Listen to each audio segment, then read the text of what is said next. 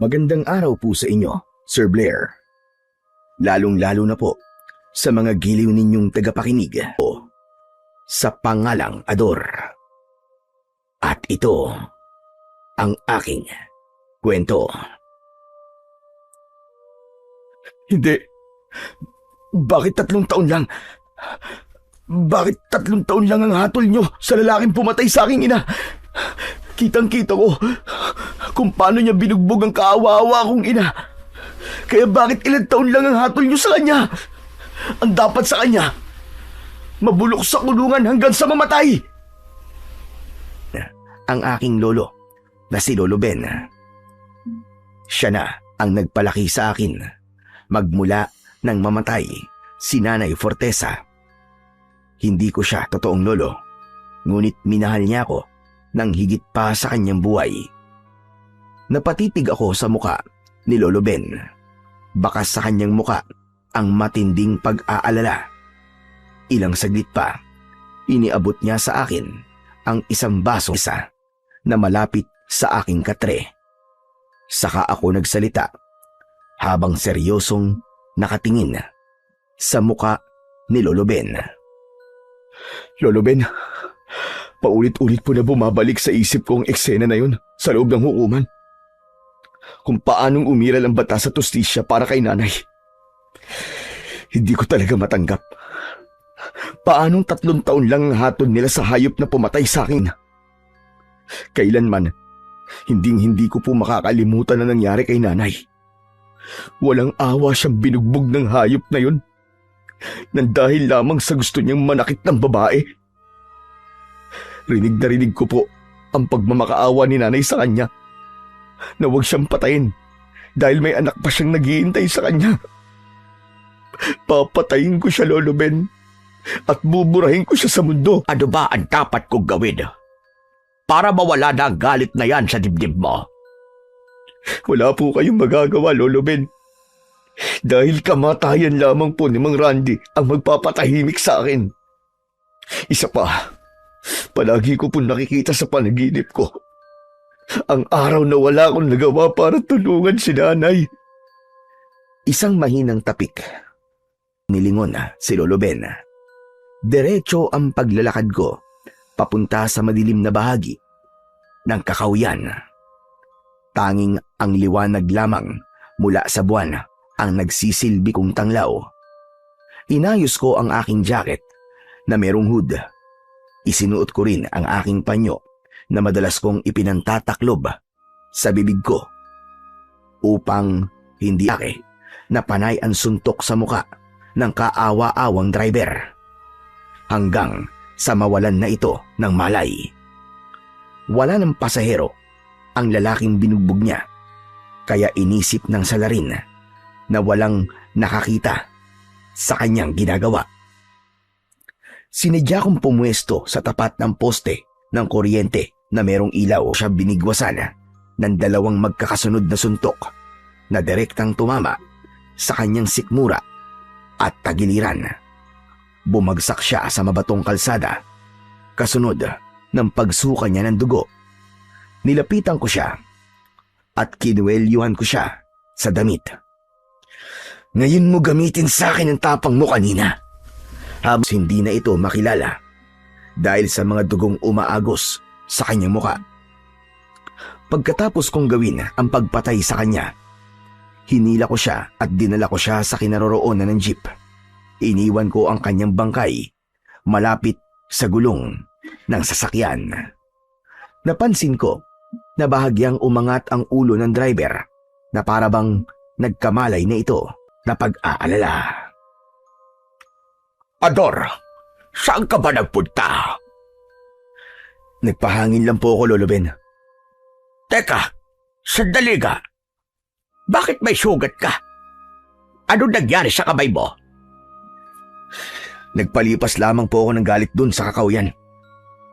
Sinuntok ko po ang katawan ng puno para mabawasan po ang galit na nararamdaman ko. Hindi mo kailangan saktan ang sarili mo, Ador. Bakit ka ba nagkakaganyan? Dati naman hindi mo ginagawa bagay na ito. Hindi ko na po kasi kayang kontrolin ang nararamdaman kong galit Pasensya na po kayo, Lolo Ben. Kaya pati po kayo, pinag-aalala ko. Sigurado ka ba? Nakahoy ang sinuntok mo. At hindi tao.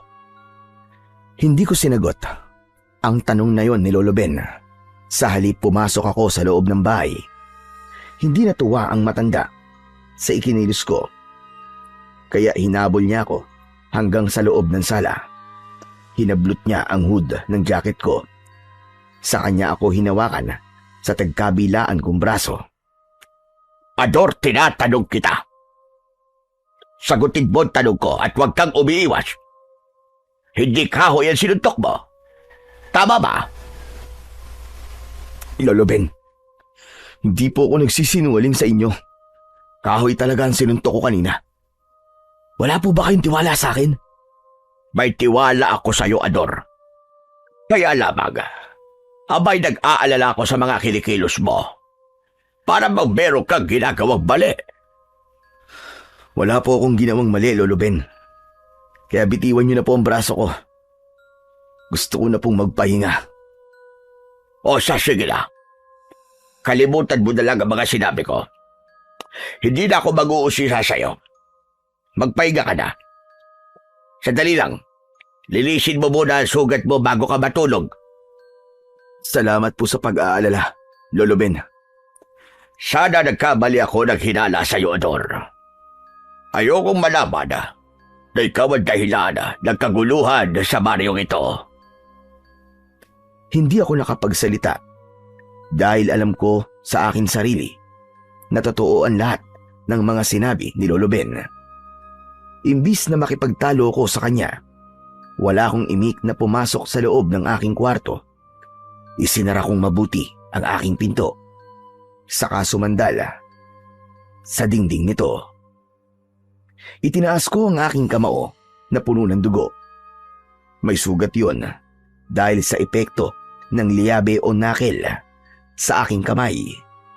Maya-maya pa ay hinubad ko ang aking damit. Nilinisan ko ang aking sarili bago ako nahiga sa aking katre. Kinabukasan, kumalat ang balita tungkol sa pagkamatay ni Bernie. Lumabas sa imbestigasyon ng mga pulis na ipinagtanggol lamang ng driver ng jeep na si Mang Teryo ang kanyang sarili dahil sa pang-hold up ni Bernie sa kanya. Hindi sinabi ni Mang Teryo ang tungkol sa ginawa ko. Sa halip ay inako niya ang pagpatay kay Bernie. Ngunit sa huli ay pinalaya rin siya ng mga pulis dahil napatunayan na self-defense lang ang nangyari. Pero kahit ganun ang naging resulta ng imbestigasyon ng mga pulis, hindi naniwala si Lolo Ben. Patuloy niya akong pinagdududahan. Kaya habang kumakain kami ng tanghalian ng oras na yon, muling naungkat ng matanda ang tungkol sa nangyari kay Bernie. Ayoko sanang sabihin sa iyo to, Ador. Ngunit nararamdaman ko na may kinalaman ka sa pagkamatay ni Bernie. Apo, sasabihin ko sa iyo muli.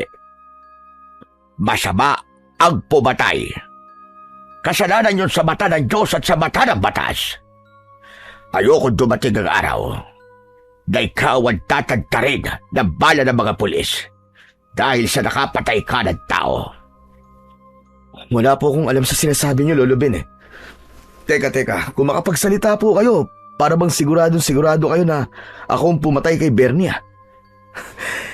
Lolo Ben, hindi ko po yun magagawa. Huwag niyo po sana akong pag-isipan ng masama. Pambihira. Ganyang klaseng tao na po ba ang tingin niyo sa akin? Hindi naman sa ganon, Ador.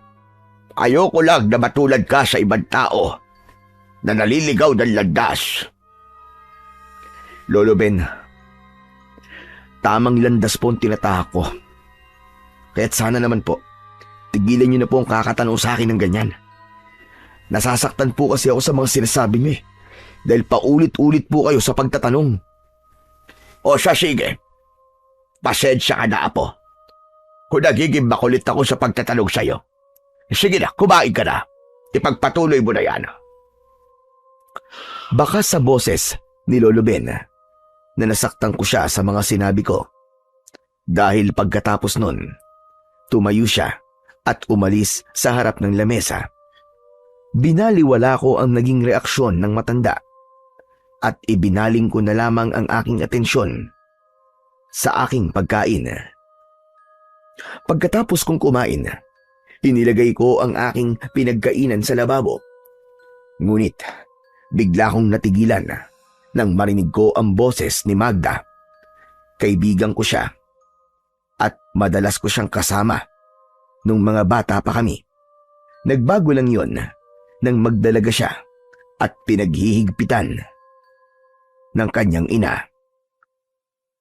Kaya naman, mabilis akong lumabas ng kusina at nagtungo sa pintuan ng aming balkonay. Nakita ko si Magda. Umiiyak siya. Marami rin siyang pasa sa katawan. Namumugto ang kanyang mga mata. Halata na kanina pa siya umiiyak. Nilapitan ko siya at hinawakan ko ang kanyang mga kamay. Magda, ano nangyari sa'yo? Bakit ganyan ang itsura mo? Mas lalong napahagulgol ng iyak si Magda. Sa kanya sinagot ang tanong ko. Sinabi niyang binugbog na naman daw siya ng kanyang pangalawang ama na si Mang Kanor. Pangalawa siyang asawa ni Aling Tanya, na nanay naman ni Magda. Bakit ka naman sinaktan ni Mang Kanor? Pasigok-sigok na sinagot ni Magda ang tanong ko.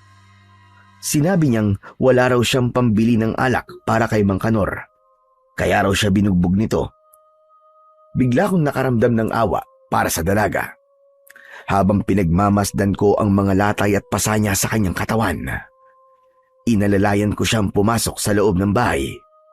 Pagkatapos ay pinaupo ko siya sa bangko na gawa sa kawayan. Kumuha ako ng tubig at pinainom ko siya. Saka lamang siya kumalma. Nakayuko siya habang nilulubid niya ang kanyang mga kamay. Napakasama talaga ng hayop na yun, Magda. Bakit ba nagtitiis si Aling Tanya sa lasinggero na yun? At saka, bakit ka nagtitiis sa poder ng nanay mo kung palagi ka naman sinasaktan ni Mang Kanor? Aba, kung ako sa'yo, umalis ka na sa bahay niyo. Kung gusto mo dumito ka na muna sa amin. Sunod-sunod na pag-iling ang itunugon sa akin ni Magda. Hindi raw niya maiiwan si Aling Tanya dahil nag-aalala siya para sa kaligtasan ng kanyang ina. Kung ganun, tinatakot ka ni Mang Kanor, tama ba? Tumango si Magda. Pagkatapos ay malungkot siyang tumingin sa aking muka. Nakiusap siya. Nagamutin ko na lamang ang kanyang mga sugat. Sige, walang problema. Gagamutin ko ang mga sugat mo. Pero pagkatapos nito, pag-uusapan natin ang totoong dahilan kung bakit takot na takot ka kay Mang Kanor. Hindi na ako nakatanggap ng tugon mula kay Magda. Sa halip, nililis niya ang manggas ng kanyang bestida. Tumambad sa aking paningin ang maraming pasa na nakatago lamang sa suot niyang damit. At hindi ko inaasahan na bukod sa pasa ay meron pa siyang paso ng sigarilyo sa kanyang balat. Malapit yon sa kanyang dibdib. Bumundol ang kaba sa aking dibdib nang magtama ang aming mga paningin ni Magda. Napaiyak ulit siya habang nanginginig ang kanyang mga kamay dahil sa labis na takot. Bumakas ang galit sa kanyang muka at napakuyom ako ng aking mga kamao. Malala ang ginawa niyang to sa'yo, Magda. Hindi na pwedeng palampasin to. Hinawakan ni Magda ang aking mga kamay na para bang nakikiusap na wag akong maingay. Sa halip ay ituloy ko na lang daw ang panggagamot ko sa kanya.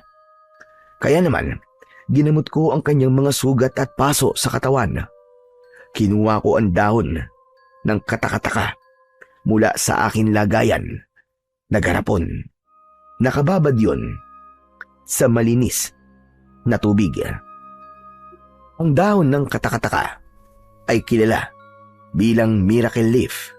Maraming benepisyo ito para sa kalusugan, kabilang ang pagpapagaling ng sugat. Gamot rin ang dahon nito sa taong may sakit na hika, ubo at arthritis. Maya-maya ay dinikdik ko ang dahon ng katakataka sa maliit kong lusong na gawa sa bato. Kinuha ko ang katas nito, saka ko ipinatak sa sugat ni Magda. Pagkatapos ko siyang gamutin, muli akong nagsalita. Magda, sabihin mo nga, natatakot ka ba na magsumbong sa mga pulis? E paano? Kung hindi lang ito ang sapitin mo, paano kung mapatay ka niya, Magda? Umiling-iling si Magda. Marami na raw beses na nakulong si Mang Kanor, ngunit malakas ang impluwensya nito sa mga pulis, kaya agad din itong nakakalaya. Pagkatapos, babalik daw ulit sa bahay nila para parusahan silang mag-iina. Ayaw na raw niyang lumaki ang gulo dahil pagod na daw siya na lumaban. Sinasabi mo bang magtitiis ka na lang? Hahayaan mo na lang ba nasaktan ka ni Mang Kanor? Tumango si Magda at tahimik na napaiyak habang nakatungo. Akala mo ba hindi ko alam na bukod sa pambubugbog ni Mang Kanor ay meron pa siyang ibang ginagawang kahalayan sa'yo? Tama ba? Patunay ang mga paso mo ng sigarilyo sa iyong dibdib. Kaya hindi ka makakapagsinungaling sa akin, Magda. Tuluyan ang napahagulgol ng iyak si Magda. Kaya naman, nilapitan ko siya at niyakap ko siya ng maigpit. Maya-maya pa, nakita kong lumabas ng kwarto si Lolo Ben. Lumapit ang matanda sa aming kinaroroonan at bumakas sa kanyang muka ang awa para kay Magda. Narinig ko ang mga pinag-usapan yung dalawa. Dapat isumbong mo na sa mga pulis ang ginagawa sa'yo ni Kanor. Huwag mo nang hintayin na patayin ka niya, Magda. Bumitaw si Magda mula sa pagkakayakap ko at galit siyang nagsalita. Sinabi niya na wala siyang tiwala sa batas, lalo na sa mga pulis. Ang gusto raw niya, ang humatol kay Mang Kanor, ay ang bijilanting gumagala sa gabi. Sa puntong yun, natigilan ako. Hindi ko akalain na merong isang tao na pabor sa ginagawa ko. Ngunit hindi ako nagpahalata na natutuwa ako sa mga narinig ko. Dahil nahuli ko si Lolo Ben na nakatingin sa akin na para bang sinusuri niya ang magiging reaksyon ko. At habang nakikinig ako sa mga sinasabi ni Magda, tumatakbo naman sa isip ko ang isang plano. Mamayang gabi, hindi ako makakapayag na sikatan pa ng araw si Mang Kanor. Hindi magtatagal. Matatapos na rin ang paghihirap mo, Magda. Pasasaan ba? At matsitsyempuan din siya ng bijilanting gumagala sa ating lugar. Kahit ang bijilanting tinutukoy mo, Ador, wala siyang karapatang pumatay ng tao. Wala siyang ipinagkaiba sa mga taong pinatay niya. At Diyos lamang ang may karapatang magparusa kay Kanor, at ang batas lamang din ang may karapatang humuli sa kanya. Wala na pong batas na umiiral sa baryo natin, Lolo Ben. Dahil ang batas dito ay ang pera ng mga mayayamang mga tao. Tayong mga mahihirap, tayo ang kanilang laruan. Kaya kung merong tao man na dapat na magparusa sa kanila, walang iba kundi ang bijilante. Dahil sa kanya, nababawasan ang masasamang tao sa mundo. Hindi pa rin tama na panigan mo ang bijilante. Ang mali ay hindi maaaring itama ng isa pang pagkakamali, Ador. Kaya ang batas pa rin natin ang dapat na maghanap ng hustisya para sa nangyari kay Magda. Hindi na ako nagsalita. Sa halip kinausap ko na lamang si Magda. Tapos na kitang gamutin, Magda. Umuwi ka na sa inyo at magpahinga. Huwag mong kalimutang inumin ng gamot na binigay ko sa iyo, ha? Para kahit papano, mabawasan ang kirot ng sugat mo. Isang tango ang itinugon ng dalaga sa akin. Pagkatapos ay tumayo siya at nagpasalamat sa ginawa ko. Nagpaalam siya sa amin ni Lolo Ben.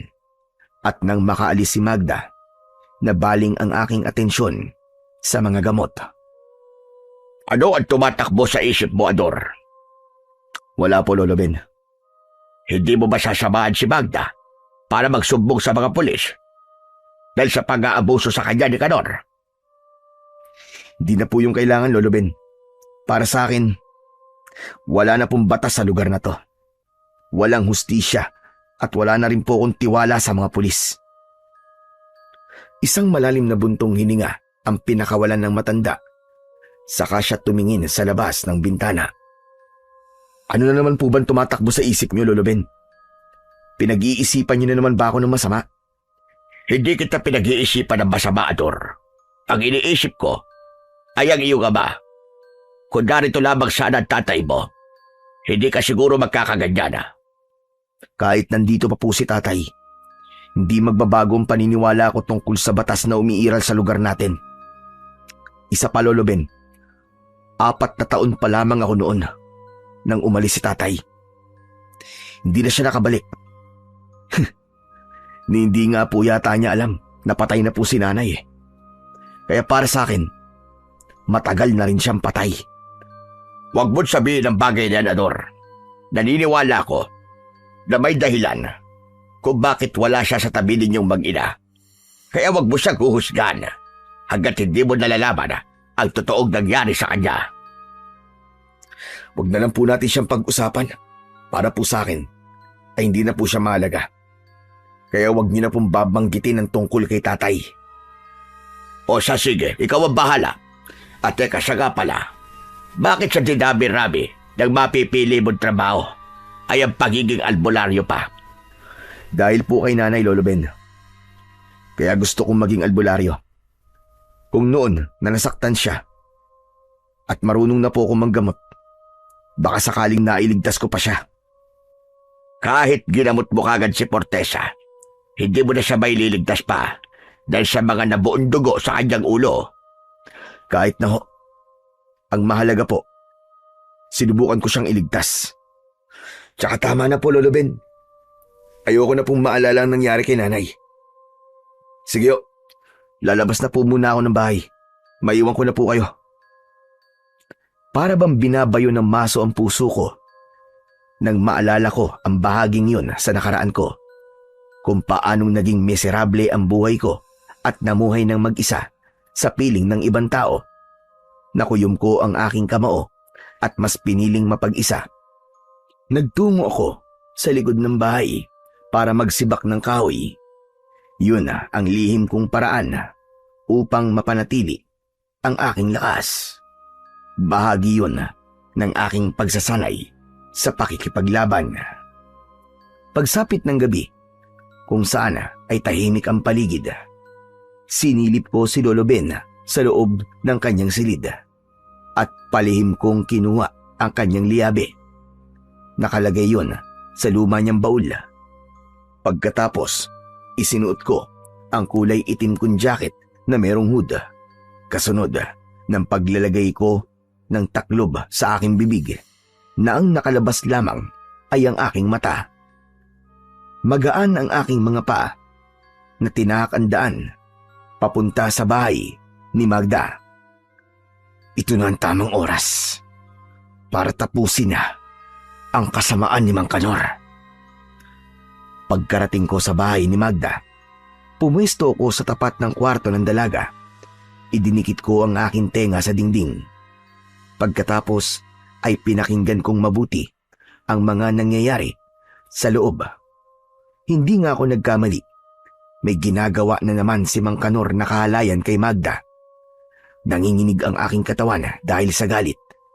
Lalo na nang marinig ko ang impit na iyak ng dalaga. Narinig ko na bumukas ang bintana ng kusina. At lumabas doon ang nanay ni Magda na si Aling Tanya habang taklob ng kanyang palad ang sarili niyang bibig. Napaupo ito at napabaluktot habang pinipigilan ang paglabas ng kanyang boses habang umiiyak. Nakuyom ko ang aking mga kamao at ipinangako ko sa aking sarili na simula sa gabing yon ay matatapos na ang kanilang kalbaryo. Nang matapos si Mang Kanor sa kanyang kahalayan kay Magda, lumabas ito ng bahay at sinampal ang asawa. Sinabi nito na linisan ang katawan ni Magda dahil pagkatapos daw niyang maligo ay sisiping ulit siya sa anak nito. Isang tango lamang ang naitugon ni Aling Tanya sa sinabi ng kanyang asawa. Wala siyang magawa dahil takot na takot siya sa kanyang kinakasamang balasubas. Maya-maya pa ay naglakad si Mang Kanor papunta sa ilog para maligo. Pasipol-sipol pa ito na para bang walang ginawang kahalayan sa aking kaibigan. Humanda ka sa akin ngayon. Malapit na kitang sintensyahan. Halos bumaon ang liyabe sa aking kamay dahil sa galit. At habang sinusundan ko sa paglalakad si Mang Kanor, hindi ko rin inaalis ang tingin sa kanyang likuran. Ngunit bigla itong natigilan. Hinawakan ni Mang Kanor ang kanyang tiyan na para bang may masakit sa bahaging yun. Ano nangyayari sa kanya? Napaluhod ang lalaki sa lupa habang sapu-sapo ang kanyang dibdib. Mabilis akong nagtago sa likod ng puno habang pinagmamasdan ko ang nangyayari sa kanya. Maya-maya pa, malakas siyang sumigaw at nagbago ang kanyang anyo. Naging taong baboy ramo siya. Nakabuka ang kanyang palad habang umaangil na nakatingala sa langit. Anak ng putya! Aswang si Mang Kanor! Paano nangyari yun? Sa pagbaba ng muka ng aswang, napalingon siya sa gawi ko. Mabuti na lamang at nakapagtago ako bago pa siya mapatingin sa kinaroroonan ko. Nagtanong ito kung sino ang nasa paligid niya, kaya mas lalo akong nagtago. Maya-maya pa ay naglakad siya papunta sa ilog. Sinundan ko ulit siya. Nagpalipat-lipat ako ng pagtago sa mga puno na madadaanan ko. Ilang sandali pa, nakita ko na sinunggaban niya ang usa. Walang awa niyang nilantakan yun at narinig ko pati ang pagsipsip niya ng dugo sa leeg ng usa. Kaya siguro malakas ang loob niya gumawa ng masama. Dahil iniisip niyang malakas siya at walang makakatalo sa kanya.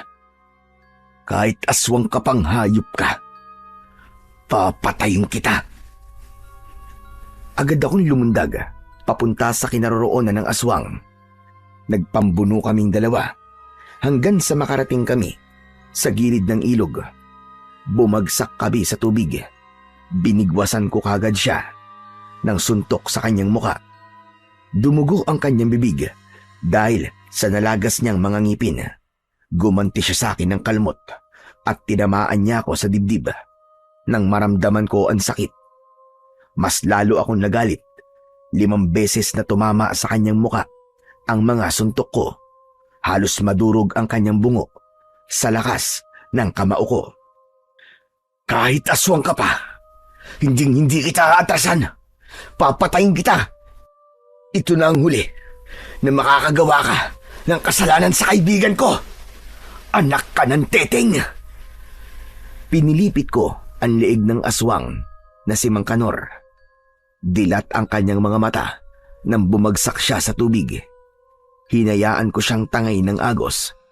Saka ako umahon sa ilog. Pero natigilan ako nang tumambad sa aking paningin ang isa pang nilalang na nakatayo sa aking harapan. Nakatingin siya sa akin habang nanlilisik ang mapula niyang mga mata. Umangil ito ng malakas. Tumulo ang malapot niyang laway habang nakalitaw ang malalagari niyang mga ngipin. "Huwag kang lalapit! Dahil kung hindi, matutulad ka sa aswang na pinatay ko!" Hindi siya natinag sa sinabi ko. Sa halip, humakbang siya ng dahan-dahan, papalapit sa aking kinaroroonan. Tila tumigil ang aking paghinga nang bigla siyang lumundag papunta sa akin. Sinalubong ko siya ng suntok bago pa man niya maibaon sa akin laman ang kanyang mga pangil. Nagpambuno kaming dalawa sa tubig. Tinamaan niya ako ng suntok sa muka.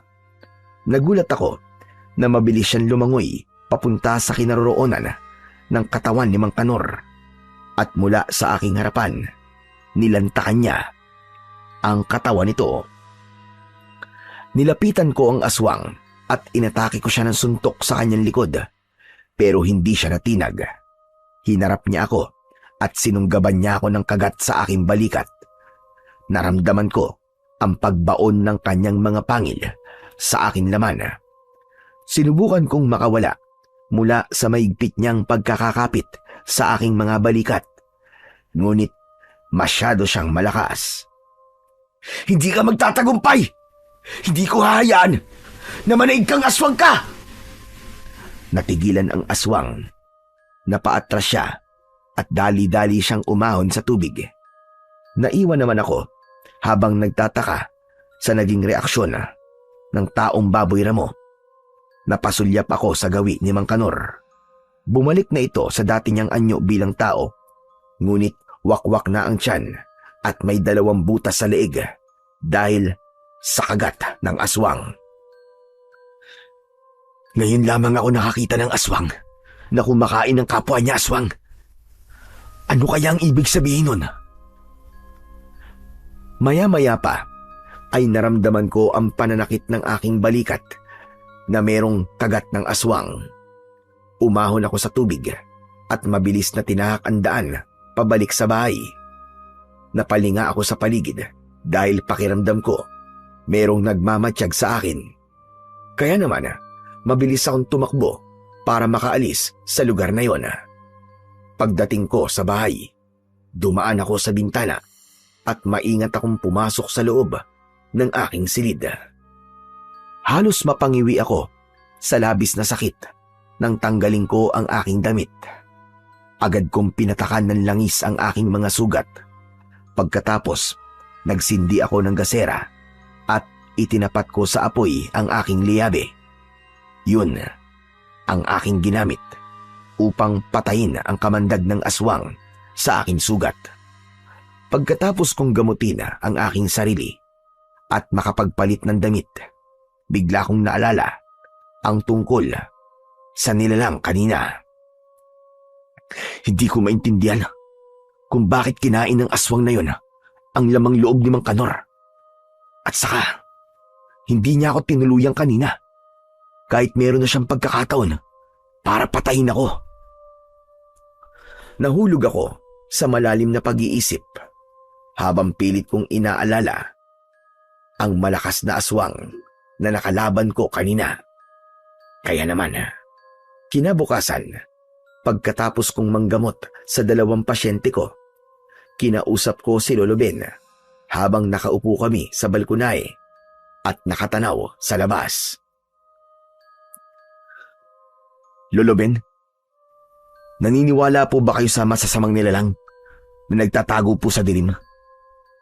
Ang ibig ko pong sabihin yung tungkol po sa mga aswang. Natigilan ang matanda at napatingin siya sa akin. Napakunot ang kanyang noo na para bang sinusuri nito kung tama ang kanyang narinig mula sa akin. Aswag ba ka mo? Ang sinabi mo, Haador? Opo, Lolo Ben. Isang nilalang na nag-aanyong baboy ramo. Ngunit ang kalahati ng kanyang katawan ay sa tao. Aba, paano mo nalaman ang tungkol sa nilalang na yun, Haador? Bigla ang pagbundol ng kaba sa aking dibdib. Hindi pwedeng malaman ni Lolo Ben na ako mismo ang nakakita sa aswang. Ano ho kasi? Narinig ko lang po sa mga matatandang nag-uusap kanina na meron daw pong aswang ang minsan ang sumalakay sa baryo natin. At ganun daw ho ang itsura. Dati ko nang alam na merong aswang nga na naminsala sa baryo namin. Ngunit matagal na yun at hindi ko kagad yun pinaniwalaan. Yun ang naisip kong paraan upang hindi ako paghinalaan ng matanda. Abay, matagal na yun. At wala nang aswang sa baryo natin. Teka, bakit parang nagkaroon kayata ng interes sa isang kampo ng kadiliman? Gusto ko lang po malaman, Lolo, kung anong uri po ng aswang ang may ganong klaseng anyo. Ang nilalang na merong ulo ng kahawig sa baboy ramo at kalahati ng katawan ng tao ay tinatawag na aswang na awok. Aswang na awok? Ano po ang kakayahan ng aswang na awok? Ang awok ay may kakayahang mag-anyong baboy ramo. Malakas siya, lalo na sa kabilugan ng buwan. Kaya rin niya magpalit-palit ng anyo kahit pa merong presensya ng araw. At higit sa lahat, kaya niyang magpasa ng pagiging aswang niya sa taong makakakuha sa kanyang iniluwa na perlas. Pero nangyayari lamang yun kapag malapit na siyang mamatay o di kaya naman kapag nasugatan siya sa labanan at naramdaman niyang mamamatay na siya. Paano naman po makakapagpasa ng perlas sa ibang tao ang awok kung mamatay na siya? Merong kapangyarihan taglay ang perlas na parabang isang hipnotismo. Sa sandaling makita mo ang perlas ng awok, maakit kang damputin yun. Hindi mo makokontrol ang sarili mo na hindi damputin ang perlas at hindi isubo sa bibig mo. Merong malakas na puwersa na magtutulak sa'yo para gawin yun. Kung ganun po, sa pilitan po mangyayaring pagtanggap sa perlas ng aswang na awok. Tama ka, Dor. Kadalasan, ang mismong pumatay sa awok ang pinaglilipatan ng perlas. Ano naman po ang kahinaan ng aswang na awok? Mahina siya sa tubig. Kadalasan, takot siya sa mga sandatang gawa sa metal. Kagaya na lamang ng tamak o kaya naman nagliabe. Bigla kong naisip na kaya siguro natakot sa akin ang aswang na awok ay dahil meron akong suot na liabe. Maya-maya pa, biglang tumigil sa pagsasalita si Lolo Ben nang mapatingin siya sa aking balikat at braso. Aba, teka, na paano yung balikat mo at may sugat ka, Dor? Saka, sa braso mo meron ding gasgas. Bigla kong nahawakan ang aking balikat. Umisip ako ng paraan kung paano ko malulusutan ang tanong na yon ng matanda. Mabuti na lamang at biglang dumating si Magda. Kaya naman nabaling sa kanya ang atensyon ni Lolo Ben. Sinabi ni Magda na natagpuan daw sa ilog ang wala ng buhay na katawan ni Mang Kanor. Nagkatinginan kami ni Lolo Ben at agad kaming nagtungo sa kinaroroonan ng ilog. Pagdating namin doon, tumambad sa aming paningin ang maraming mga tao na nakikiosyoso. Ngunit ang mas umagaw ng aking atensyon ay ang lalaking nakatayo habang nakatunghay sa maputlang katawan ng bangkay ni Mang Kanor. Kasunod ng malakas nitong boses habang nakikipag-usap sa dalawang lalaki na kasama nito. Ano raw ang sabi ng mga nag-imbestigang mga pulis? Sino raw pumatay sa tao ko na si Kanor? Nang hindi makapagsalita ang isa sa mga lalaki at walang maisagot sa tanong nito, sa harap mismo ng maraming tao, sinuntok at sinipa nito ang sarili niyang mga tauhan. Natigilan ako, nanginig ang aking mga tuhod. Nakuyom ko ang aking mga kamao dahil sa labis na galit. Habang hindi ko inaalis ang aking paningin sa kinaroroonan ng mga ito, naluluha akong napabulong sa aking sarili. Hayop ka, Mang Randy. Sa wakas, nagpakita ka rin sa akin. Simula sa araw na to, bilangin mo na ang araw na magtatagal ka pa sa mundong ito. Naramdaman ko ang malamig na kamay ni Lolo Ben sa aking braso. Kaya naman napatungo ako. Bakit, Ador? Sino ang tinitignan mo? Nang sundan ni Lolo Ben ang taong tinitignan ko, naramdaman ko ang panginginig sa kanyang kamay. Para bang alam na nito kung bakit biglang dumilim ang aking anyo. Diyos ko po. Si Randy ba ang nakikita ko? Opo, Lo. Siya po si Mang Randy. Ang taong matagal ko nang hinihintay. 3 taon na nakulong si Mang Randy. Ngunit nang makalaya ito, hindi na siya bumalik sa baryo namin. At ngayon, pagkalipas ng ilang taon, muli siyang bumalik bilang isang mayamang sindikato. Nag-aalala na napatingin sa aking muka si Lolo Ben, kaya minabuti kong umalis sa lugar na yon. Ngunit pagdating ko sa bahay, nadatnan ko ang isang lalaki na naghihintay sa balkonahe. May sugat siya sa muka at kitang-kita ko sa kilos niya na meron siyang iniindang sakit sa kanyang tagiliran. Pansamantala kong nakalimutan ang tungkol kay Mang Randy. Agad naman akong lumapit sa kinaroroonan ng lalaki at inalalayan ko siyang pumasok sa loob ng aming bahay. Pagkatapos ay pinaupo ko siya sa bangko na gawa sa kawayan. Sino po kayo? Ano pong kailangan niyo sa akin? Ako si Berting. Kadarating ko lang sa baryo ito. Nanggaling ako sa Maynila. Nalaman ko na isa kang albularyo. Kaya pinuntahan kita rito. Para ipagamot ang sugat ko sa aking tagiliran. Bakit po? Ano po nangyari sa inyo?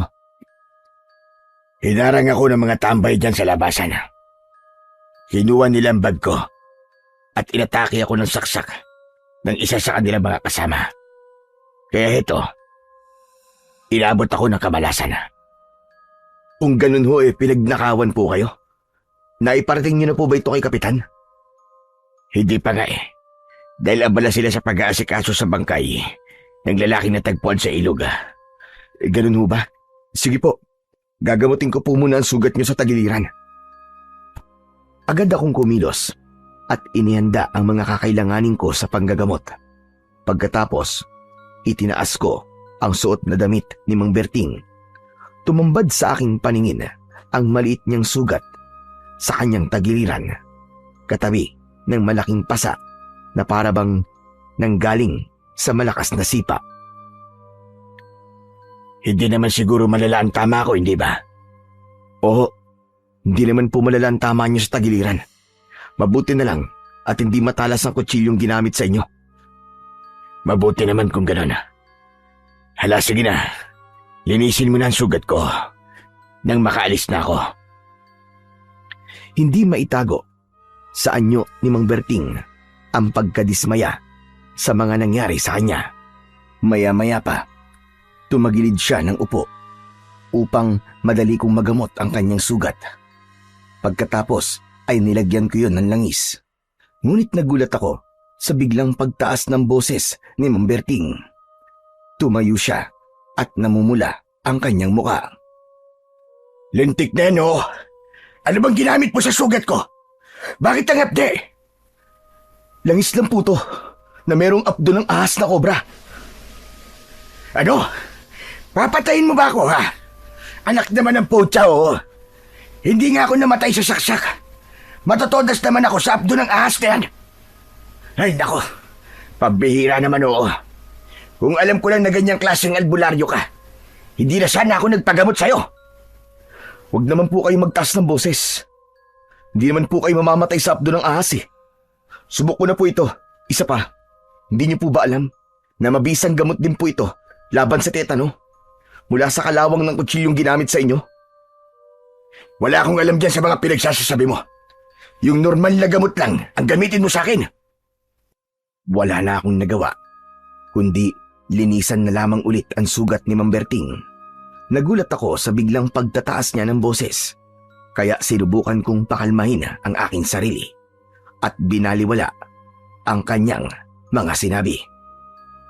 Teka, sandali lang ho, Mang Berting. Nakilala niyo po ba? Yung nanakit po sa inyo? Sa kasamaang palad, hindi ko siya nakilala. Teka nga, bakit ba ang dami mong tanong? Kasama ba yan sa pagiging albularyo mo? Hindi naman po. Pasensya na po kayo. Nagmamalasakit lang naman po ako sa inyo eh. Baka kasi kilala ko ang mga taong nanakit sa inyo. Huwag ka nalang bakialam. Tapusin mo ng panggagamot mo sa akin nang makaalis na ako nito.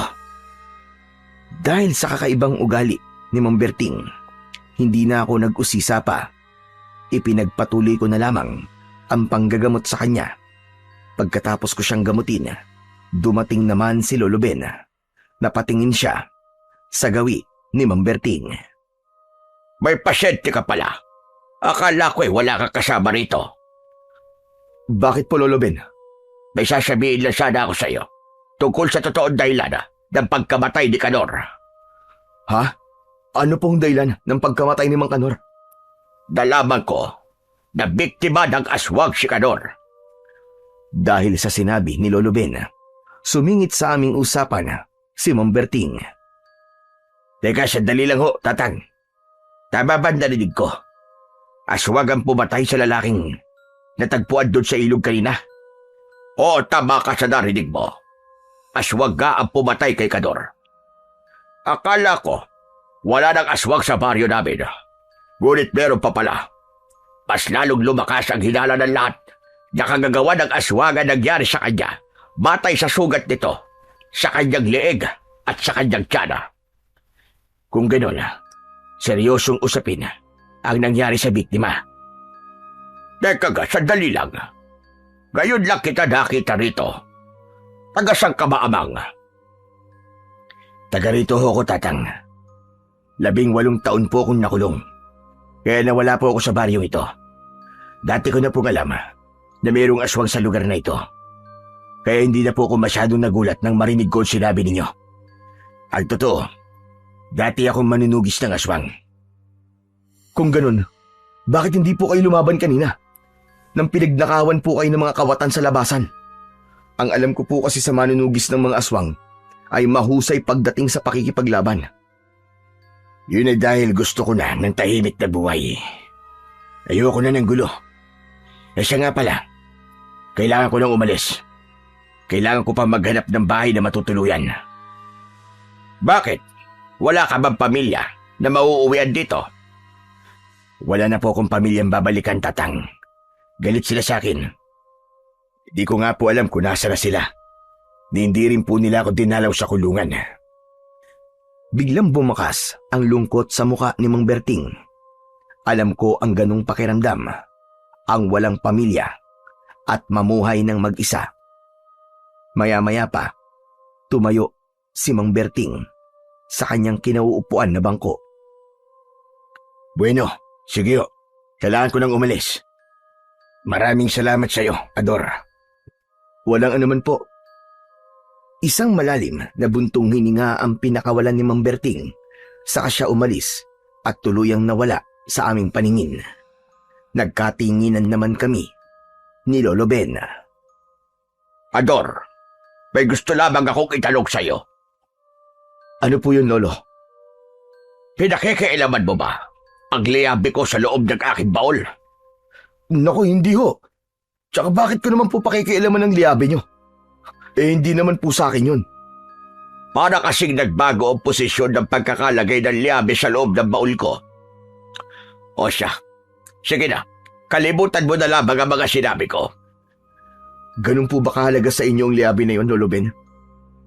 Mas mahalaga pa sa buhay ko dahil marami na yung nailigtas na buhay. Ho? Ano pong ibig nyo sabihin? Ang liyabe na yon ay mabisang panlaban sa mga aswang na awok. Sa oras na mausanan ng orasyon ng sandatang yon, magkakaroon yun ng kapangyarihan. Magtataglay ng kakaibang lakas ang sino man na magsusuot nito. Isang lakas na kayang durugin ang buto ng aswang. Pero paano po kayo nagkaroon ng ganong klaseng sandata? Minana ko yon mula sa aking ama na isang antigero. Ang totoo niyan, Dati akong manunugis ng mga aswang. Ngunit tumigil ako at itinago ko na lamang ang liabe sa loob ng luma kong baul. Bakit po kayo tumigil sa pagiging manunugis ng mga aswang? Dahil may nangyari sa akin na mahirap ipaliwanag. Ano po yun, Lolo Ben? Huwag mo nang alamin pa, Ador. Biglang lumikot ang mga mata ni Lolo Ben at hindi siya makatingin sa akin ng diretso. Sa halip, ibinaling niya ang kanyang paningin sa kinaroroonan ng baul at sinadya niyang huwag sagutin ang tanong ko. Bigla tuloy nagulo ang isip ko dahil pakiramdam ko merong inililihim sa akin ang matanda. Pumasok siya sa loob ng kanyang silid at kinuha ang liabe sa loob ng baul. Pagkatapos nun, ay iniabot niya yon sa akin. Kunin mo ang liabe na ito bilang proteksyon mo laban sa mga aswang. Lolo Ben, bakit niyo po ito binibigay sa akin? Hindi ko na magagamit yan. Bas kailangan mo yan. Lahat ng mga aswang na makikita mo, patayin mo. Magiging vigilante ka ng mga aswang at doon mo ibaling ang galit mo. Ibaling mo ang tapang mo sa paggawa ng kabutihan, hindi para sa paggawa ng kasamaan. Alam ko po na kaya niyo po ito pinagkakatiwala sa akin ay dahil ayaw niyo pong gumawa ko ng masama laban kay Mang Randy. Tama ka. Dahil walang maidudulot na maganda ang paghihigante. Imbes na pag-isipan mo siya ng masama, bakit hindi mo nalang ibaling sa mga aswang ang galit na nararamdaman mo? Meron ka pang maililigtas na tao kapag nagkataon. Nasasabi niyo lang po ang bagay na yan dahil hindi po kayo nasa kalagayan ko. Hindi ko na kailangan malagay sa kalagayan mo, Ador. Ginagawa ko ito para sa'yo, para magkaroon ng direksyon ng buhay mo. Heto ang papel. Nakasulat dyan ang orasyon.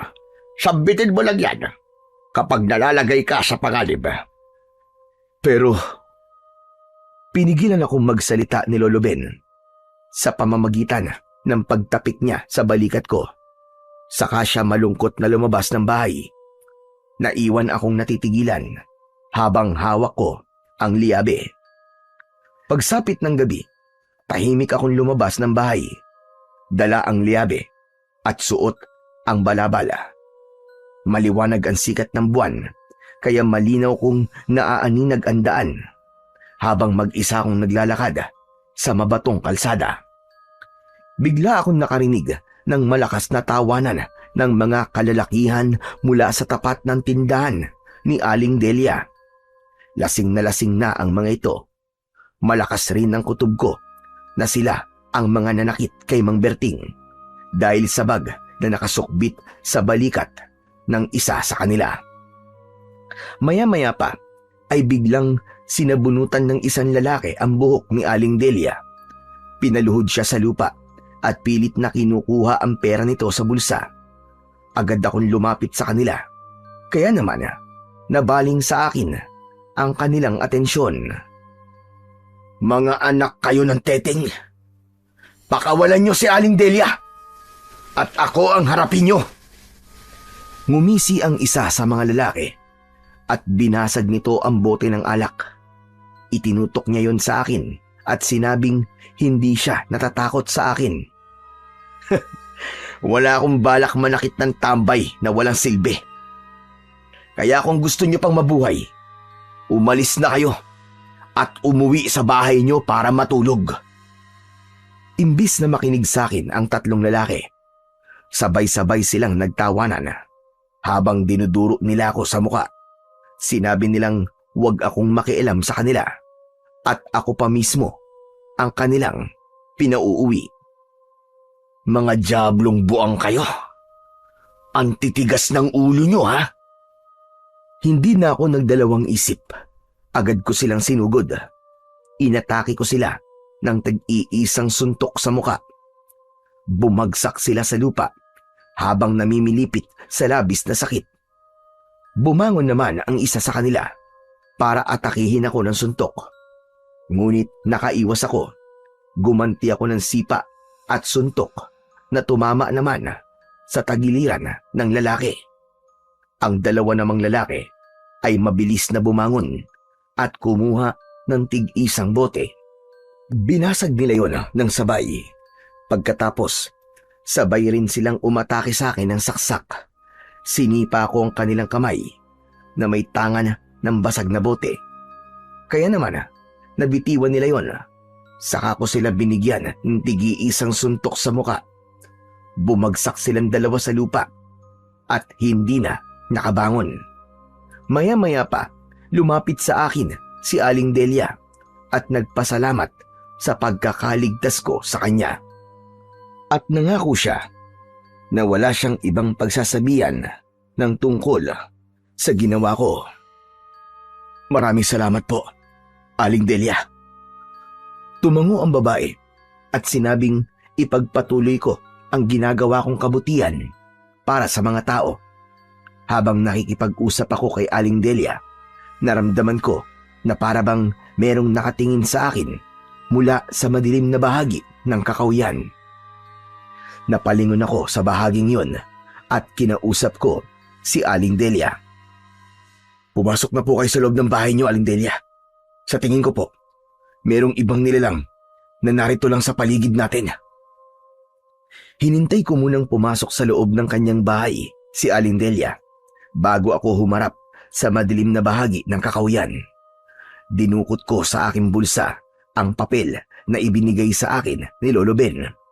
Binasa ko ang nakasulat doon na orasyon at kinabisa ang bawat salita. Nang maiusal ko ang orasyon, naramdaman ko ang pag-iinit ng aking liyabe. Napansin ko na merong mabilis na nilalang na biglang tumakbo papasok sa kakawyan. Agad akong tumakbo para sundan siya. Hindi ko inaalis ang paningin ko sa nilalang na nagpapahabol sa akin.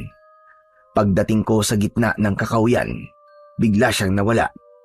Inilinga ko ang aking paningin sa paligid, ngunit hindi aswang ang tumambad sa aking paningin, kundi si Mang Berting, habang nakatingin siya sa akin at gulat na gulat kung bakit ako naroroon sa gubat. Sino ka? Anong ginagawa mo rito? Hindi ba't ako ang dapat magtanong yan sa inyo? Narito ako dahil nakita ko ang ginawa mo sa tatlong lalaki. Kakaibang lakas mo at husay sa pakikipaglaban. Kasalanan sa batas ang ginagawa mo. Malakas ang kutob kong ikaw ang bigilante na pumapatay sa mga tao na nagkakasala sa batas. Tama ba ako? Nagkakamali ka. Hindi ako ang bigilanting tinutukoy mo. Hindi mo ako maluloko. Alam ko na ikaw ang bigilante. Kaya tanggalin mo ang taklob sa mukha mo. At sino ka para utusan ako? Ang tanong ko ang sagutin mo. Anong ginagawa mo sa lugar na ito? Wala ka matatanggap na sagot mula sa akin. Ang mahalaga, malaman ko kung sino ka. Kaya ang mabuti pa, magpakita ka ng mukha mo. Hindi yan mangyayari. Ang makita ang mukha ko, labanan mo ko nang makita mo ang hinahanap mo. Dahil naniniwala ko na isa kang kampod ng kadiliman. Isa kang aswang. Hindi ako aswang. Baka ikaw ang aswang. Matagal kaming nagkatitigan ni Mang Berting. Nagpapakiramdaman kaming dalawa kung sino ang unang aatake sa amin. Malakas ang kutob ko na aswang si Mang Berting dahil hindi nawala ang pag-iinit ng aking liyabe. Nang tangka na siyang susugod sa akin, bigla siyang nilundag ng aswang mula sa kanyang likuran. Bumagsak sa lupa si Mang Berting habang nakikipagpambuno siya sa aswang. Mabilis naman akong kumilos. Nilapitan ko sila at sinuntok ko ang likod ng aswang na awok. Matagal na umangil ang aswang dahil sa labis na sakit. Kitang-kita ko na lumabas ang kanyang buto sa likod. Bumulwak ang dugo mula sa nakabuka niyang sugat hanggang sa bumagsak siya sa lupa. Kaya naman, nagkaroon ako ng pagkakataon para alalayang makatayo si Mang Berting. Hindi pa man kami nakakabawi ng lakas. Sinunggaban ulit kami ng aswang na awok. Tumalsik kami ng pasadsad sa lupa. Mabilis din akong bumangon at sinalubong ng suntok ang papasugod na aswang. Tinamaan ko siya ng malakas na suntok sa kanyang leeg. Nakita ko na lumabas ang kanyang buto at tumagas ang kanyang dugo mula sa kanyang sugat. Si Mang Berting naman, tumayo siya at dinukot ang punyal mula sa kanyang bewang. Inatake niya ng saksak sa likod ang aswang hanggang sa tuluyan itong bumagsak sa lupa at binawian ng buhay. Habol ang hininga na tumingin sa akin si Mang Berting. Ito ang dahilan kung bakit nandito ako sa gubat. Para abangan ang mga aswang. Nang sa ganun, makita ko rin ng vigilante na pumapatay sa mga taong may pagkakasala sa batas. Bigla akong kinabahan. Nagtataka ko sa totoong motibo ni Mang Berting at kung bakit niya kailangang makita ang vigilante at ang mga aswang. Ikaw, anong dahilan at nandito ka? Meron akong nakitang nilalang na mabilis na tumakbo papunta sa bahaging ito ng kakahuyan. Hinabol ko siya dahil balak ko siyang patayin. Ibig sabihin, pareho pala tayo ng layunin. Ang patayin ng mga aswang sa lugar na ito. Ang kailangan ko na lang ay makilala kung sino ang vigilante. Palihim kong inayos ang aking hood, pati na ang panyo na nakaharang sa aking bibig. Nag-aalala ko na baka makilala ko ni Mang Berting. Hanggat hindi ko nalalaman kung ano ang totoong dahilan at gusto niyang makita ang vigilante, kailangan kong mag-ingat sa kanya. Hindi niya pwedeng malaman kung sino akong talaga. Kailangan ko nang umalis. Kung gusto mong hanapin ng vigilante, hanapin mo siya na mag-isa. Hindi ako naniniwalang hindi ikaw ang vigilante na hinahanap ko. Kaya huwag ka na magkunwari. Isipin mo nang gusto mong isipin. Basta hindi ako ang vigilante na hinahanap mo. Tutuloy na ako. Sana hindi na maulit ang pagkikita natin ito. Akma niya sana nahahawakan ang aking hood.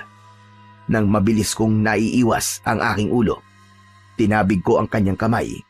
Saka ko siya itinulak papalayo sa aking kinaroroonan. Sa susunod, na pagtangkaan mo pang hawakan ang aking taklob sa ulo, magkakamatayan na tayo. Hindi ako natatakot sa'yo. Mas lalo lamang lumakas ang hinala ko na ikaw nga ang taong hinahanap ko. At sa oras na magkita tayo ulit, sisiguraduhin ko sa'yo na makikilala na kita. Itaga mo sa bato. Hindi na mangyayari yun. Mabilis akong umalis sa lugar na yon. Tinahak ko ang daan, pabalik sa bahay. Pagkarating ko sa bahay, agad akong pumasok sa loob ng aking silid at nagpalit ng damit. Taka ko lang naalala ang malakas na epekto ng liabe sa katawan ng aswang. Pinagmasdan ko yun at sinipat sa ere. Kakaiba nga ang kapangyarihan ng liabe na ito. Magagawa ko na maipagiganti si nanay laban kay Mang Randy. Humanda siya. Gagamitin ko tong sandatang ito para patayin siya. Napangisi ako ng nakakaloko nang maalala ang tungkol kay Mang Randy. Mas lalo akong nasabik na makaharap na ang lalaking pumatay sa aking ina. 2 araw ang lumipas. 2 aswang din ang napatay ko. Sa awa ng Diyos, hindi na muling nag-cruise ang landas namin ni Mang Berting. At dahil sa sunod-sunod na paglitaw ng mga aswang na napapatay ko, nagdulot yun ng kaguluhan sa mga tao. Kaya naman, nagpanukala ang aming kapitan na magpatupad ng malawakang pagroronda para sa agarang pagpatay sa mga aswang na awok. Isang gabi, sinundan ko ang mga tanod na pumasok sa loob ng kakahuyan upang mapanatili ko ang kanilang kaligtasan. Ngunit hindi ko inaasahan na mahuhuli ako ng pangkat ni Mang Randy habang nagtatago ako sa likod ng puno. Ha! Napakadali mo palang mahuli, Vigilante. Huwag mo na subukan lumaban dahil hindi ka sasantuhin ng baril ko. Itinaas ko ang aking mga kamay. Kaya napansin nito ang suot kong liyabe. Wala kang dalang ibang armas. Pero ang lakas ng loob mong patayin ang mga tauhan ko gamit ang liyabe na yan. Alin bang tauhan ang tinutukoy mo? Ang mga aswang ba? O ang mga taong salot sa lipunan na kagaya mo? Halos manginig ang buo kong katawan dahil sa galit. Lalo na ngayon na nakaharap ko na si Mang Randy. Gustong gusto ko na talaga siyang patayin ng mga sandaling yon. Ngunit alanganin ang aking sitwasyon. Konting pagkakamali lang, siguradong tatamaan ako ng bala mula sa kalibre 45 na baril niya. Alam kong ikaw ang pumatay sa mga tauhan ko. Kaya wala ka ng kawala ngayon. Pagbabayaran mo na ang pagkakamaling ginawa mo. Sa palagay ko, ako ang dapat na magsabi niyan sa'yo. Pagbabayaran mo ang ginawa mo sa buhay ko, sisirain din kita. At ako mismo ang papatay sa'yo. Nang makahanap ako ng pagkakataon para malapitan si Mang Randy, agad ko yung ginawa sa pamamagitan ng pagsipa ko sa kanyang kamay. Nabaling ang pagkakatutok niya ng baril sa kanyang tauhan at hindi sinasadyang nakalabit nito ang gatilyo. Kaya naman tumama ang bala sa katawan ng tauhan nito. Nang itututok niya sana ulit sa akin ng baril, mabilis ko siyang sinuntok sa braso at dibdib. Kaya nabitiwan niya ang kanyang armas. Isang malakas na sipa ang pinakawalan ko na tumama sa kanyang muka hanggang sa bumagsak siya sa lupa. Pinagtulungan naman ako ng kanyang mga tauhan, pero nakaiwas ako at gumanti ako sa kanila ng tig-iisang suntok na tumama sa kanilang leeg. Sabay-sabay silang bumagsak sa lupa habang namimilipit sila sa labis na sakit. At dahil sa ingay na yon, nakuha namin ang atensyon ng mga tanod. Agad silang lumapit sa aming kinaroroonan at naabutan nila akong nakikipaglaban sa mga tauhan ni Mang Randy. Tumulong ang mga tanod. Kinalaban nila ang mga tauhan nito. Nakita ko naman na tumayo si Mang Randy at kaming dalawa ang nagharap. Sige, magkampiyan kayo. Vigilanteng inutil. Nagtatago ka sa iyong balabal para maitago mo kung sino ka. Hindi ko akalain na isa ka palang duwag. Ikaw ang duwag. Babae lang ang kaya mong patayin. Bigla siyang natigilan nang sabihin ko ang bagay na yon. Kung ganon, ikaw ang anak ng babaeng pinatay ko sa suntok. Pambihira naman o. Mukhang masaya ang una nating pagkikita. Matagal na kitang hinahanap eh. Dahil ikaw ang nagpakulong sa akin. Ako naman, matagal na kitang hinihintay, hayop ka. Dahil ikaw ang dahilan kung bakit gabi-gabi akong binabangungot. Pero matitigil lamang ito kapag napatay na kita. Agad akong sumugod sa kanya.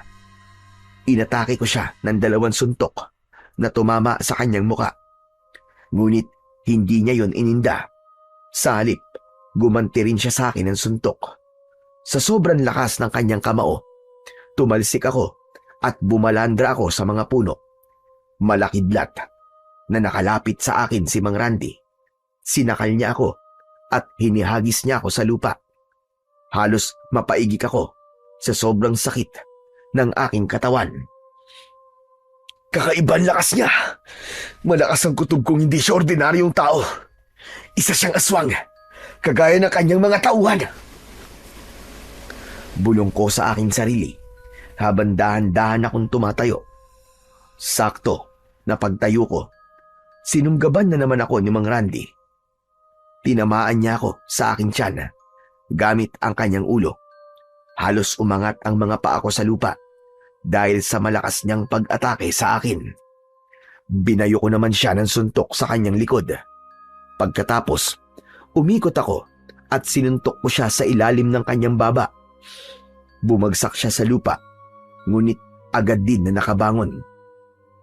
Kaya, nang lumapit ako sa kanya, inatake niya ako ng saksak ng kanyang kuko. Tumama yun sa aking dibdib. Napangiwi ako sa labis na sakit. At dahil doon, hinawakan ko ang kanyang braso para matanggal ang pagkakabaon ng kanyang mga kuko sa aking dibdib. Kaya naman, napatitig ako sa kanyang mga mata at nagulat ako nang biglang magkulay pula ang kanyang mga mata. Kaya pala malakas ka dahil isa kang aswang. Anak ka ng teteng. Ubod lakas kong tinanggal ang pagkakabaon ng kanyang kuko sa aking dibdib. Pagkatapos, sinuntok ko siya ng 2 beses na tumama sa kanyang leeg.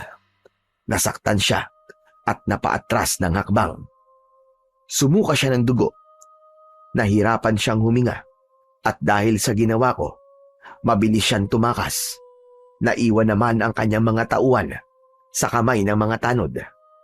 Sa bigla ko namang pagtayo, nakaramdam ako ng hilo dahil yon sa sugat ko sa aking dibdib. Kailangan ko makaalis kagad sa lugar na to bago pa ako maubusan ng lakas. Pasuray-suray akong naglakad at hindi ko pinansin ang pagtawag ng mga tanod sa akin. Tinawag nila ako sa pangalang Vigilante at sobra silang nagpasalamat sa aking ginawa. Ngunit sa pagkakataon na yon ay hindi na yon mahalaga dahil kakaiba na ang nararamdaman ko. Habang tinatako ang daan papunta sa bahay, natigilan ako sa paglalakad. Tumambad sa aking paningin ang aswang na nakatayo sa unahan ng aking daan. Hindi ako maaaring magkamali. Siya ang aswang na awok na nakalaban ko sa ilog. May tama ka na kuko ng aswang sa iyong dibdib. 15 minuto, makakaramdam ka ng paghihina. Kailangan mong magamot kagad. At sino ka? Bakit parang sa tono ng pananalita mo? Wala kang balak na atakihin ako. Dahil hindi ako masamang aswang, palagi akong nakasubaybay sa'yo. Alam ko ang kilos at galaw mo. Hindi kita nakilala kagad nung una, kaya nasaktan kita. Pero ngayon, hayaan mong tulungan kita. Alisin mo muna ang liyabi sa kamay mo. Hindi mo ako maluloko, hayop ka. Dahil sa oras na tanggalin ko ang liyabi sa kamay ko, magagawa mo na akong saktan. Magtiwala ka na lamang sa akin. Patutunayan kong hindi ako masama. Sige na, gawin mo na ang inuutos ko. Malapit nang kumalot ang lason sa iyong katawan. Kailangan masipsip ang lason sa sugat mo. Bigla ako napaluhod sa lupa. Nanlalabo na ang aking paningin, ngunit mas pinili kong hindi maniwala sa aswang. Kaya lang, unti-unti ko nang nararamdaman ang labis na panghihina. Hindi na nagdalawang isip ang aswang.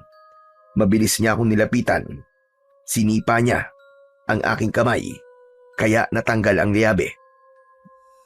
Agad niya akong sinunggaban at sinipsip niya ang lason mula sa aking sugat. Napasigaw ako dahil sa labis na sakit. Bumagsak ako sa lupa at mula sa aking harapan, kitang-kita ko na idinura niya ang dugo na nasipsip niya mula sa aking sugat. Hanggang sa tuluyan na akong nawalan ng malay. Nagising ang natutulog kong diwa dahil sa malakas na pagbayo ng lusong sa aking tabi. Nang magmulat ako ng aking mga mata, nakita ko sina Lolo Ben at Mang Berting. Napabalikwas ako ng bangon at nagtataka kong napatingin sa gawi ng mga ito. Nasaan ang aswang, Lolo Ben? Iniligtas ako ng aswang! Hindi ko alam ang sinasabi mo, Ador. Si Berting ang nakakita sa'yo. Natagpuan ka niyang nakadusay sa kakauyan habang wala kang malay. Hindi po ako maaaring magkamali, Lolo Ben. Aswang ang tumulong sa akin. Sinipsip pa nga niyang dugo mula sa akin sugat. Kung si Mang Berting ang nakahanap sa akin, natitiyak ko po na siya ang aswang na tumulong sa akin. Nagkakamali ka, Dor. Hindi ako isang aswang. Totoo na ako nakakita sa'yo sa kakauyan. Sa palagay ko, iniwan ka niya ron. Pagkatapos niyang malaman na ligtas ka na. Huwag na kayo magkunwari, Mang Berting. Sigurado ako na aswang kayo. Teka, nasan pa lang liabi ko? Malalaman ko kung nagsasabi siya ng totoo kapag inilapit ko sa kanya ang liabi. Huwag ka na mag-aksaya ng oras, Ador. Hindi mararamdaman ng liabe ang presensya ng aswang kapag nasa anyo siyang tao. Isa lang ang malinaw ngayon. Ikaw ang vigilante at alam na ni Berting ang tungkol sa iyong pagkatao. Ngayon nasisiguro ko na ikaw ang vigilanteng matagal ko nang hinahanap.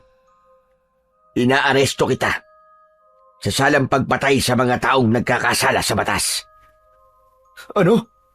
Teka, sino ba talaga kayo? Ako si Lieutenant Roberto Sarosa.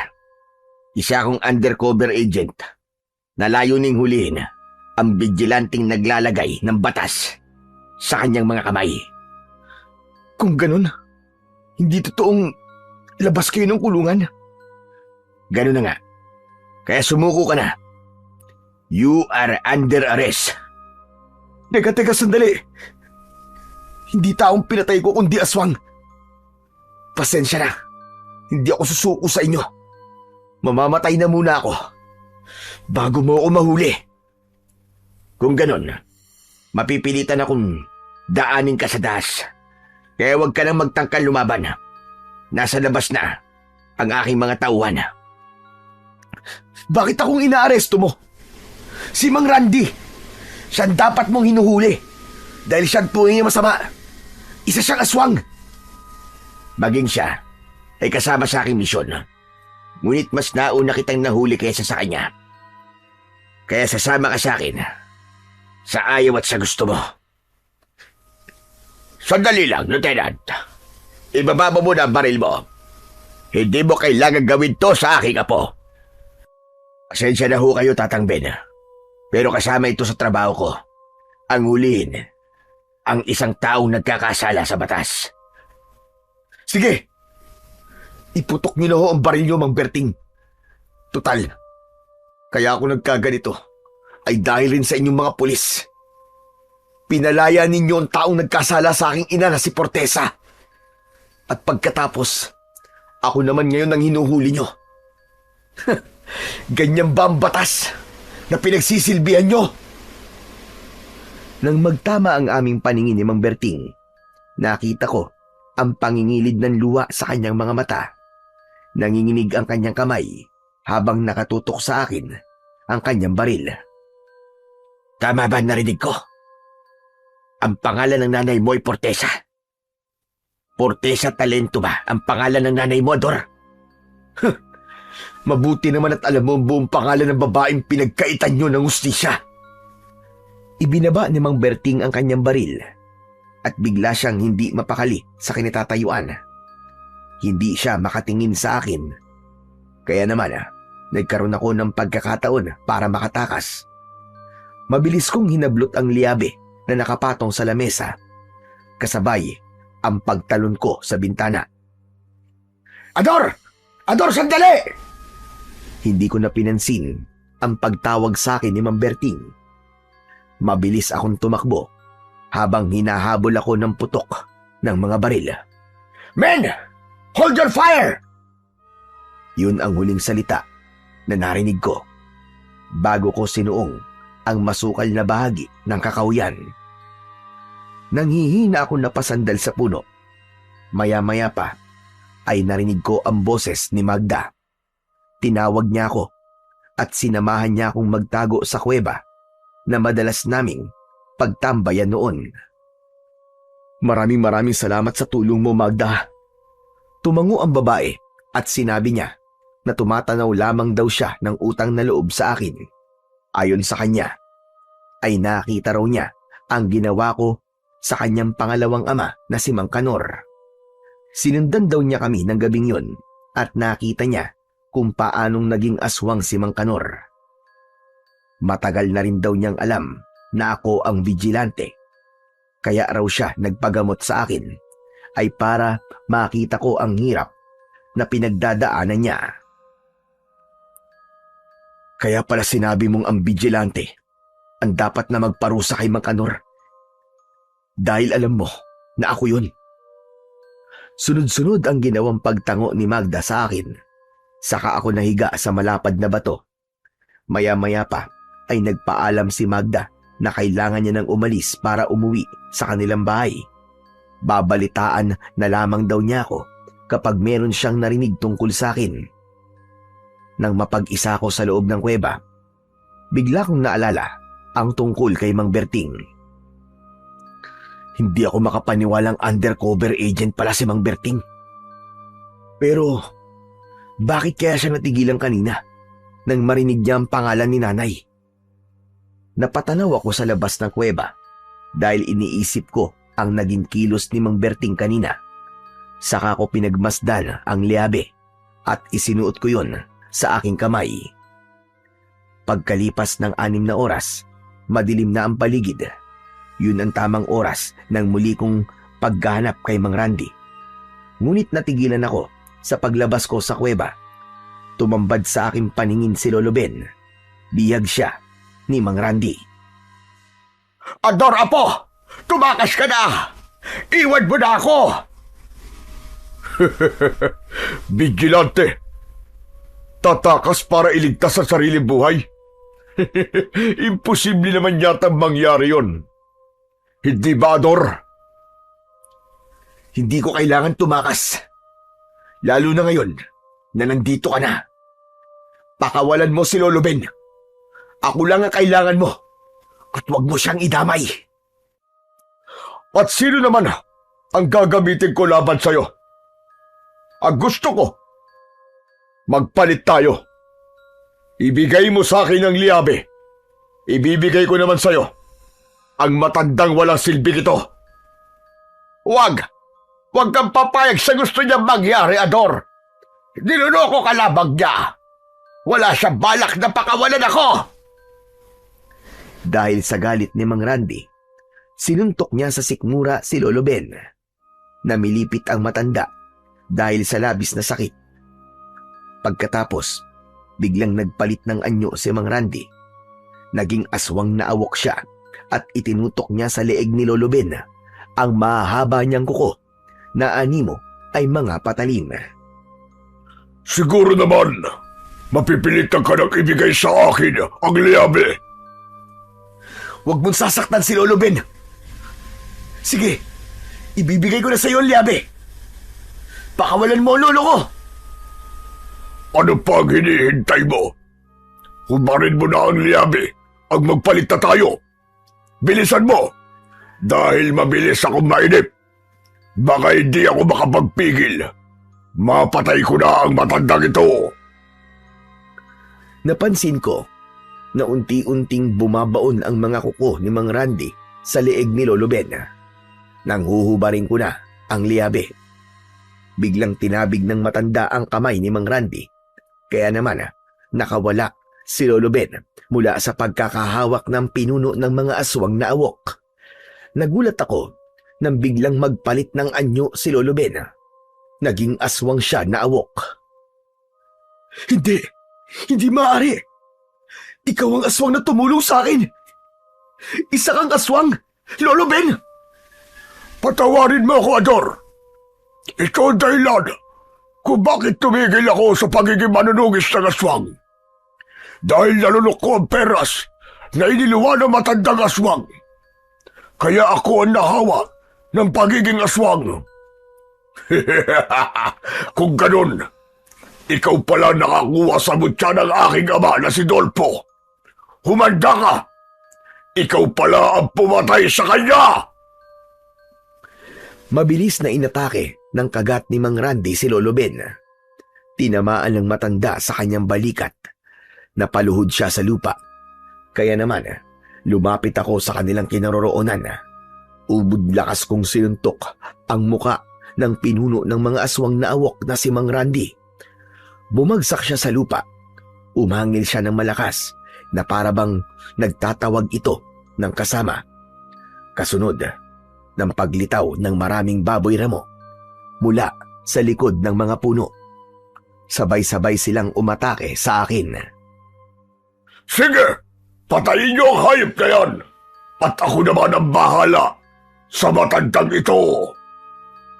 Habang abala ako sa pakikipaglaban sa mga alagad ni Mang Randy, kitang-kita ko kung paanong naglaban ang dalawang aswang na sina Lolo Ben at Mang Randy gamit ang kanilang bibig. Nagpalitan sila ng kagat. Bumaon ang kanilang mga kuko sa katawan ng bawat isa. Ngunit dahil matanda na si Lolo Ben, tinalo siya ni Mang Randy. Bumagsak siya sa lupa habang nagtamo ng maraming sugat sa katawan. Mabilis akong kumilos. Pinagsusuntok ko sa leeg ang lahat ng mga aswang na umaatake sa akin. Napatay ko silang lahat. Saka ako lumukso, papunta naman sa kinaroroonan ni Mang Randy. Tinamaan ko siya ng suntok sa kanyang batok. Tumayo siya at gumanti ng kalmot sa akin. Ngunit nakaiwas ako. Gumanti ako ng suntok sa kanya na tumama direkta sa kanyang dibdib. Bumagsak siya ng pasadsad sa lupa. Kaya naman, nagkaroon ako ng pagkakataon para lapitan si Lolo Ben. Lolo Ben, ayos lang po ba kayo? Tumango ang matanda habang sapo ng kanyang palad ang sugat niya sa dibdib. Huwag niyo po akong iiwan, Lolo Ben. Kaya niyo yan. Lumabang kayo. Malakas po kayo, di ba? Wala ka nang magagawa. Malapit na siyang mamatay. Sa dami ng tinamo niyang sugat sa katawan. Tsak, naiiwang ka na niya. Masamang tingin ang ipinukul ko sa nakatayong si Mang Randy. Diablong buang ka. Sisiguraduhin ko na ikaw ang mamamatay at hindi si Lolo Ben. Mabilis akong tumayo at sinugod ko siya ng magkakasunod na suntok. Naiiwasan niya ang bawat pag-atake ko at nakakaganti siya sa akin ng kalmot na tumatama naman sa iba't ibang parte ng aking katawan. Muli kong sinambit ang orasyon. Lumitaw ang malakas na liwanag mula sa aking liyabe at sa 2 beses na pagsuntok ko sa katawan ng pinuno ng mga aswang, nadurog ang kanyang mga buto sa dibdib. Sumuka siya ng dugo at nawasak ang kanyang tiyan at leeg. Pasigok-sigok siyang nakatirik ang mga mata. Ilang sandali pa, dumating naman si Mang Berting kasama ang kanyang mga tauhan na mga pulis. Lumapit sila sa aming kinaroroonan. Sinubukan ni Mang Randy na gumanti sa akin ng kagat, ngunit naging maagap si Mang Berting. Itinulak niya ako at sabay kaming bumagsak sa lupa. Kasunod ng walang tigil na pagpapaulan ng bala ng mga baril mula sa kanyang mga tauhan na pulis. Halos sumayaw ang katawan ng aswang na si Mang Randy dahil sa mga tama ng bala ng baril sa katawan nito. Wasak at halos magkapira-piraso ang laman nito nang tuluyan siyang bumagsak sa lupa. Nilapitan ng mga pulis ang wala ng buhay na katawan ni Mang Randy. Samantala, mabilis naman akong bumangon at nilapitan ko ang kinaroroonan ni Lolo Ben. Lolo Ben, imulat niyo ang mga mata niyo, Lo. Nakikiusap ako.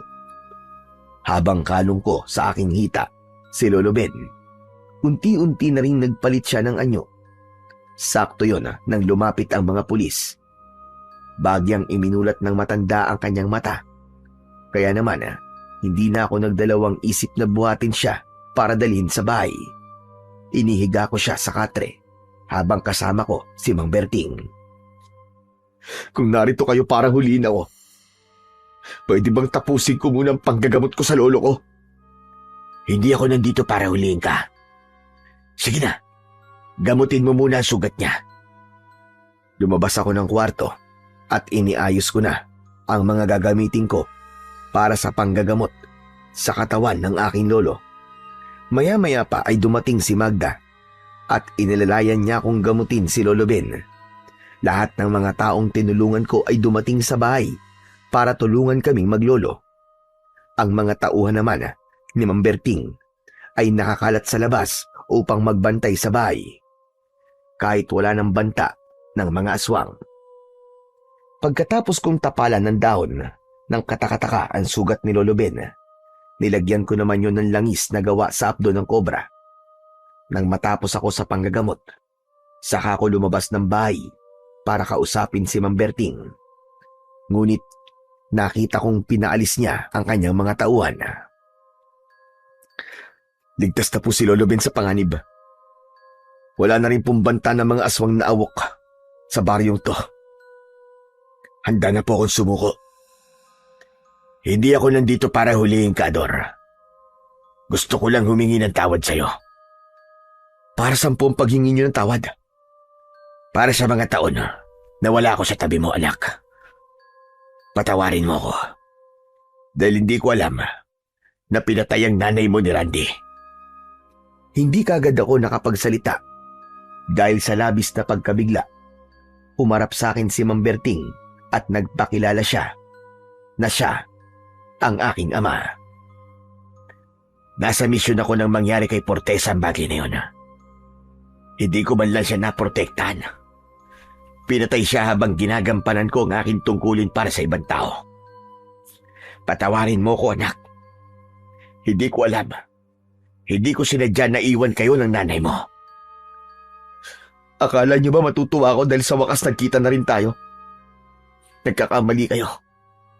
Wala kayo sa tabi namin ng panahon na kailangan namin kayo ni nanay. Hindi niyo man lang nga kami binisita. Dahil ayoko madamay kayo sa panganib natin ng trabaho ko. Kaya hindi ko kayo binisita.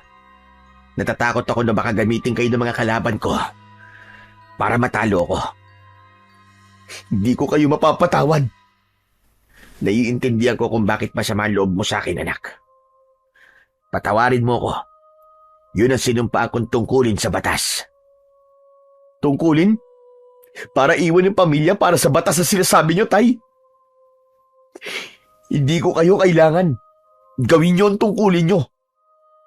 Ikulong niyo ako. Yun ang nararapat para sa akin. Sunod-sunod ang ginawang pag-iling ni tatay habang iniaabot ko sa kanya ang dalawa kong kamay. Umiwas siya ng tingin at tinalikuran niya ako.